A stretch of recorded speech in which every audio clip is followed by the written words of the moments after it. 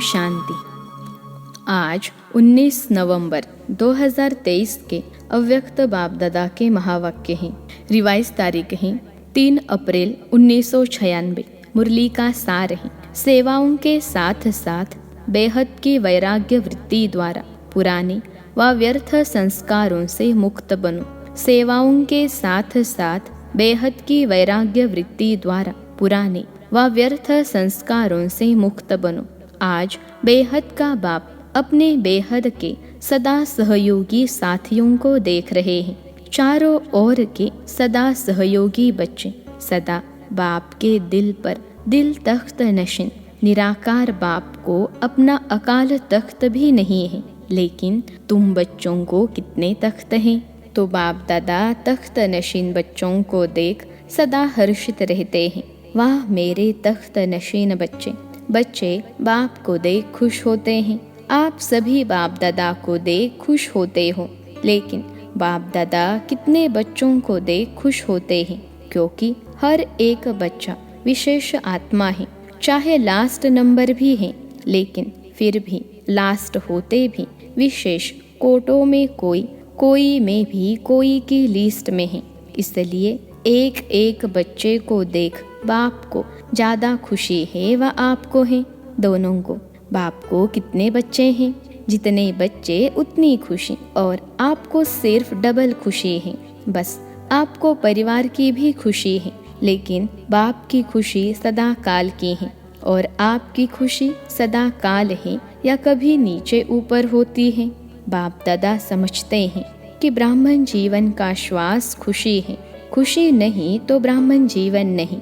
और अविनाशी खुशी कभी कभी वाली नहीं, परसेंटेज वाली नहीं। खुशी तो खुशी है। आज 50% खुशी है, कल 100% है, तो जीवन का श्वास नीचे ऊपर है ना। बाप दादा ने पहले भी कहा है कि शरीर चला जाए लेकिन खुशी नहीं जाए। तो यह पाठ सदा पक्का है या थोड़ा थोड़ा कच्चा है? सदा अंडरलाइन है। कभी कभी वाले क्या होंगे? सदा खुशी में रहने वाले पास विद ऑनर, और कभी कभी खुशी में रहने वालों को धर्मराजपुरी पास करनी पड़ेगी। पास विद ऑनर वाले 1 सेकंड में बाप के साथ जाएंगे, रुकेंगे नहीं। तो आप सब कौन हो? साथ चलने वाले या रुकने वाले? साथ चलने वाले। ऐसा चार्ट है, क्योंकि विशेष डायमंड जुबली के वर्ष में बाप दादा की हर एक बच्चे के प्रति क्या शुभ आशा है, वह तो जानते हो ना। बाप दादा ने सभी बच्चों का चार्ट देखा। उसमें क्या देखा कि वर्तमान समय के प्रमाण एक बात का विशेष और अटेंशन चाहिए। जैसे सेवा में बहुत उमंग उत्साह से आगे बढ़ रहे हो और डायमंड जुबली में विशेष सेवा का उमंग उत्साह है, इसमें पास हो। हर एक यथाशक्ति सेवा कर रहे हैं और करते रहेंगे, लेकिन अब विशेष क्या चाहिए? समय समीप है, तो समय की समीपता के अनुसार अब कौन सी लहर होनी चाहिए? वैराग्य की। कौन सा वैराग्य? हद का या बेहद का? जितना सेवा का उमंग उत्साह है, उतना समय की आवश्यकता प्रमाण स्वस्थिति में बेहद का वैराग्य कहाँ तक है? क्योंकि आपके सेवा की सफलता है जल्दी से जल्दी प्रजा तैयार हो जाए। इसलिए सेवा करते हो ना। तो जब तक आप निमित्त आत्माओं में बेहद की वैराग्य वृत्ति नहीं है, तो अन्य आत्माओं में भी वैराग्य वृत्ति नहीं आ सकती। और जब तक वैराग्य वृत्ति नहीं होगी, तो जो चाहते हो कि बाप का परिचय सबको मिले, वह नहीं मिल सकता। बेहद का वैराग्य सदा काल का वैराग्य है। अगर समय प्रमाण व सरकमटांश प्रमाण वैराग्य आता है, तो समय नंबर 1 हो गया और आप नंबर 2 हो गए। परिस्थिति या समय ने वैराग्य दिलाया, परिस्थिति खत्म, समय पास हो गया तो वैराग्य पास हो गया। तो उसको क्या कहेंगे? बेहद का वैराग्य या हद का? तो अभी बेहद का वैराग्य चाहिए।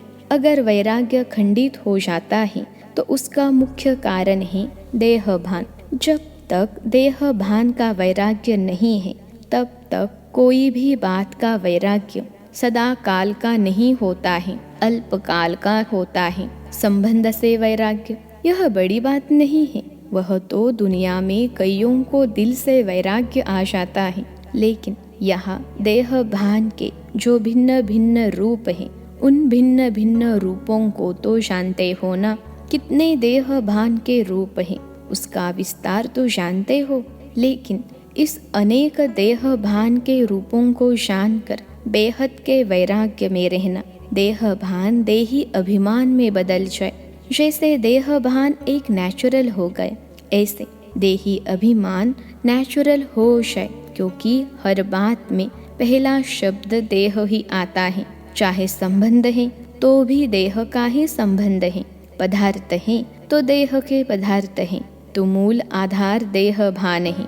जब तक किसी भी रूप में देह भान है तो वैराग्य वृत्ति नहीं हो सकती। और बाप दादा ने देखा कि वर्तमान समय जो देह भान का विघ्न है, उसका कारण है कि देह के जो पुराने संस्कार हैं उससे वैराग्य नहीं है। पहले देह के पुराने संस्कारों से वैराग्य चाहिए। संस्कार स्थिति से नीचे ले आते हैं। संस्कार के कारण सेवा में व संबंध संपर्क में विघ्न पड़ते हैं। तो रिजल्ट में देखा कि देह के पुराने संस्कार से जब तक वैराग्य नहीं आया है, तब तक बेहद का वैराग्य सदा नहीं रहता। संस्कार भिन्न भिन्न रूप से अपने तरफ आकर्षित कर लेते हैं। तो जहाँ किसी भी तरफ आकर्षण है, वहाँ वैराग्य नहीं हो सकता। तो चेक करो कि मैं अपने पुराने व व्यर्थ संस्कार से मुक्त हूँ। कितनी भी कोशिश करेंगे, करते भी हैं कि वैराग्य वृत्ति में रहे, लेकिन संस्कार कोई कोई के पास या मेजॉरिटी के पास किस न किस रूप में ऐसे प्रबल हैं जो अपनी तरफ खींचते हैं। तो पहले पुराने संस्कार से वैराग्य, संस्कार न चाहते भी इमर्ज हो जाते हैं। क्यों चाहते नहीं हो, लेकिन सूक्ष्म में संस्कारों को भस्म नहीं किया है। कहाँ न कहाँ अंश मात्र रहे हुए हैं, छिपे हुए हैं। वह समय पर न चाहते हुए भी इमर्ज हो जाते हैं। फिर कहते हैं चाहते तो नहीं थे, लेकिन क्या करे, हो गया, हो जाता है। यह कौन बोलता है, देह भान या देही अभिमान? तो बाप दादा ने देखा कि संस्कारों से वैराग्य वृत्ति में कमजोरी है। खत्म किया है, लेकिन अंश भी नहीं हो, ऐसा खत्म नहीं किया है। और जहाँ अंश है तो वंश होगा ही। आज अंश है, समय प्रमाण अंश का रूप ले लेता है, परवश कर देता है। कहने में तो सभी क्या कहते हैं कि जैसे बाप नॉलेजफुल हैं, वैसे हम भी नॉलेजफुल हैं। लेकिन जब संस्कार का वार होता है तो नॉलेजफुल है या नॉलेजफुल है? क्या है? नॉलेजफुल के बजाय नॉलेजफुल बन जाते हो। उस समय किसी से भी पूछो तो कहेंगे, हाँ समझती तो मैं भी हूँ, समझाता तो मैं भी हूँ। होना नहीं चाहिए, करना नहीं चाहिए, लेकिन हो जाता है। तो नॉलेजफुल हुए या नॉलेजफुल हुए? नॉलेजफुल अर्थात नॉलेज को खींचने वाले। जो नॉलेजफुल हैं उसे कोई भी संस्कार, संबंध, पदार्थवार नहीं कर सकता। तो डायमंड जुबली मना रहे हो। डायमंड जुबली का अर्थ है डायमंड बनना, अर्थात बेहद के वैरागी बनना। जितना सेवा का उमंग है, उतना वैराग्य वृत्ति का अटेंशन नहीं है। इसमें अलबेलेपन है, चलता है, होता है, हो जाएगा, समय आएगा तो ठीक हो जाएगा। तो समय आपका शिक्षक है या बाबा शिक्षक है? कौन है? अगर समय पर परिवर्तन करेंगे तो आपका शिक्षक तो समय हो गया, आपकी रचना आपका शिक्षक हो। ये ठीक है? तो जब ऐसी परिस्थिति आती है तो क्या कहते हो? समय पर ठीक कर लूंगी, हो जाएगा। बाप को भी दिलासा देते हैं, फिक्र नहीं करो, हो जाएगा। समय पर बिल्कुल आगे बढ़ जाएंगे। तो समय को शिक्षक बनाना, यह आप मास्टर रचयिता के लिए शोभता है, अच्छा लगता है? नहीं, समय रचना है, आप मास्टर रचयिता हो। तो रचना मास्टर रचयिता का शिक्षक बने, यह मास्टर रचयिता की शोभा नहीं। तो अभी जो बाप दादा ने समय दिया है उसमें वैराग्य वृत्ति को इमर्ज करो, क्योंकि सेवा की खींचातान में वैराग्य वृत्ति खत्म हो जाती है। वैसे सेवा में खुशी भी मिलती है, शक्ति भी मिलती है और प्रत्यक्ष फल भी मिलता है, लेकिन बेहद का वैराग्य खत्म भी सेवा में ही होता है।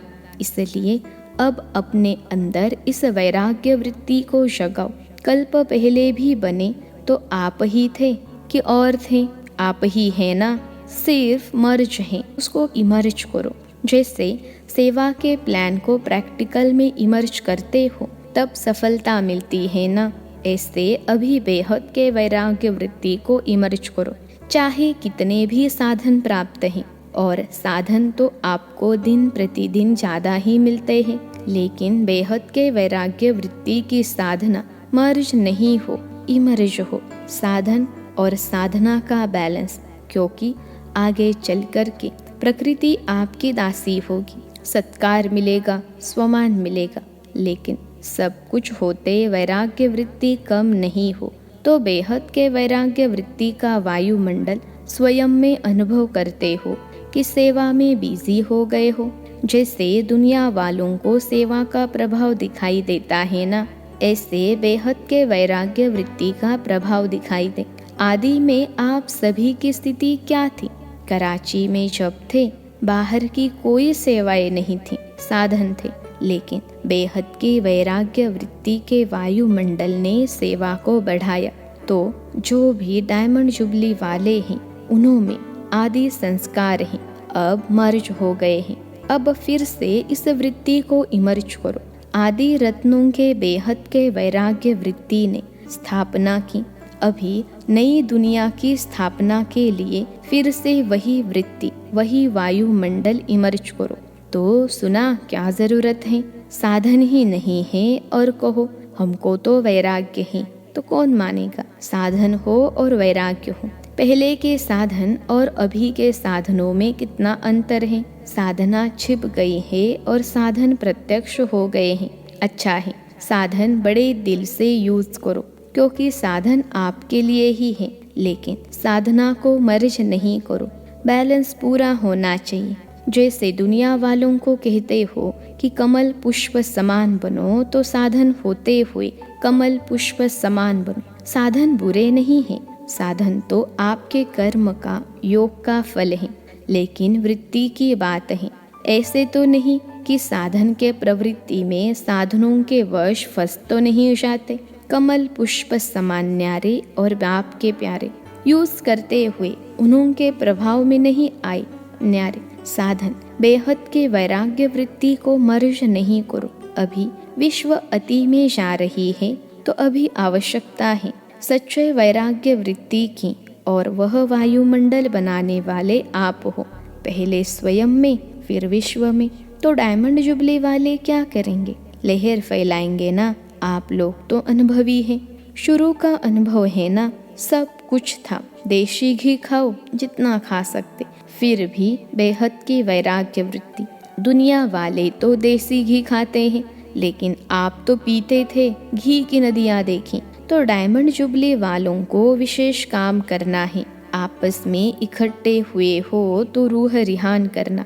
जैसे सेवा की मीटिंग करते हो, वैसे इसकी मीटिंग करो। तो जो बाप दादा कहते हैं, चाहते हैं सेकंड में अशरीरी हो जाए, उसका फाउंडेशन यह बेहद की वैराग्य वृत्ति है। नहीं तो कितनी भी कोशिश करेंगे, लेकिन सेकंड में नहीं हो सकेंगे, युद्ध में ही चले जाएंगे। और जहाँ वैराग्य है, तो ये वैराग्य है योग्य धरनी। उसमें जो भी डालो उसका फल फौरन निकलता। तो क्या करना है? सभी को फील हो कि बस हमको भी अभी वैराग्य वृत्ति में जाना है। अच्छा, समझा क्या करना है? सहज है या मुश्किल है? थोड़ा थोड़ा आकर्षण तो होगी या नहीं? साधन आपके तरफ नहीं खींचेंगे। अभी अभ्यास चाहिए। जब चाहे, जहाँ चाहे, जैसा चाहिए वहाँ स्थिति को सेकंड में सेट कर सके। सेवा में आना है तो सेवा में आए, सेवा से न्यारे हो जाना है तो न्यारे हो जाए। ऐसे नहीं सेवा हमको खींचे, सेवा के बिना रह नहीं सके। जब चाहे, जैसे चाहे, विल पावर चाहिए। विल पावर है, स्टॉप तो स्टॉप हो जाए। ऐसे नहीं लगाओ स्टॉप और हो जाए question mark, full stop. Stop भी नहीं, फुल स्टॉप। जो चाहे वह प्रैक्टिकल में कर सके। चाहते हैं लेकिन होना मुश्किल है तो इसको क्या कहेंगे? विल पावर है कि पावर है? संकल्प किया, व्यर्थ समाप्त, तो सेकंड में समाप्त हो जाए। बाप दादा ने सुनाया ना कि कई बच्चे कहते हैं हम योग में बैठते हैं लेकिन योग के बजाय युद्ध में होते हैं।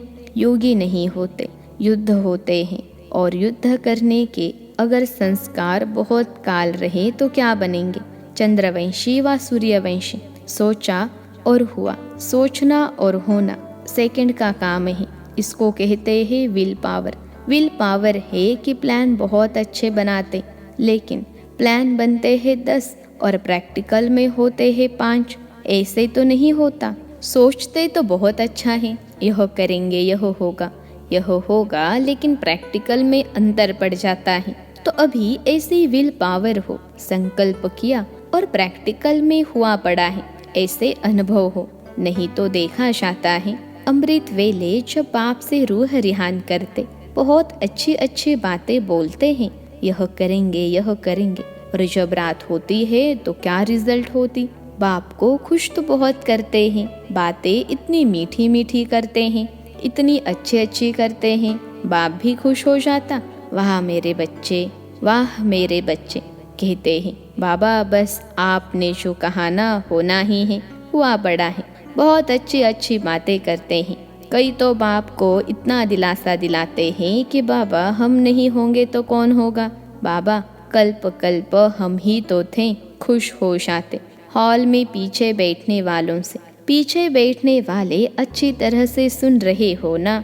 आगे वालों से पहले पीछे वाले करेंगे। बैठे पीछे हो लेकिन सबसे समीप दिल पर हो। क्यों? दूसरे को चांस देना, यह सेवा की ना, तो सेवाधारी सदा बाप के दिल पर है।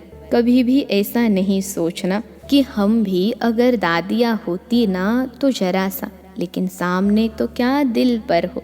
और दिल भी साधारण दिल नहीं, तख्त है। तो दिल तख्त नशीन है ना। कहाँ भी बैठे हो, चाहे इस कोने में बैठे हो, चाहे नीचे बैठे हो, चाहे केबिन में बैठे हो, लेकिन बाप के दिल पर हो।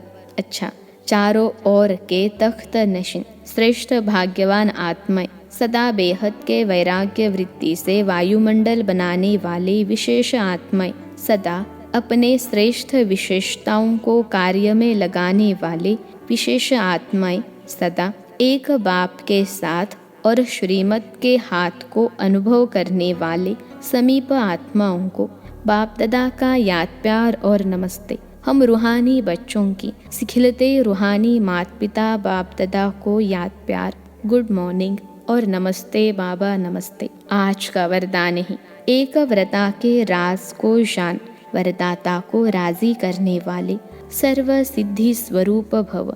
एक व्रता के राज को जान, वरदाता को राजी करने वाले सिद्धि स्वरूप भव। विश्लेषण है, वरदाता बाप के पास अखूट वरदान है, जो जितना लेने चाहे खुला भंडार है। ऐसे खुले भंडार से कई बच्चे संपन्न बनते हैं और कोई यथाशक्ति संपन्न बनते हैं। सबसे ज्यादा झोली भरकर देने में भोलानाथ वरदाता रूप ही है। सिर्फ उसको राजी करने की विधि को जान लो तो सर्व सिद्धियां प्राप्त हो जाएंगी। वरदाता को एक शब्द सबसे प्रिय लगता है, एक व्रता। संकल्प स्वप्न में भी दूसरा व्रता न हो, वृत्ति में रहे मेरा तो एक दूसरा न कोई। जिसने इस राज को जाना उसकी झोली वरदानों से भरपूर रहती है। आज का स्लोगन है, मनसा और वाचा दोनों सेवाएं साथ साथ करो तो डबल फल प्राप्त होता रहेगा। मनसा और वाचा दोनों सेवाएं साथ साथ करो तो डबल फल प्राप्त होता रहेगा। अच्छा, ओम शांति।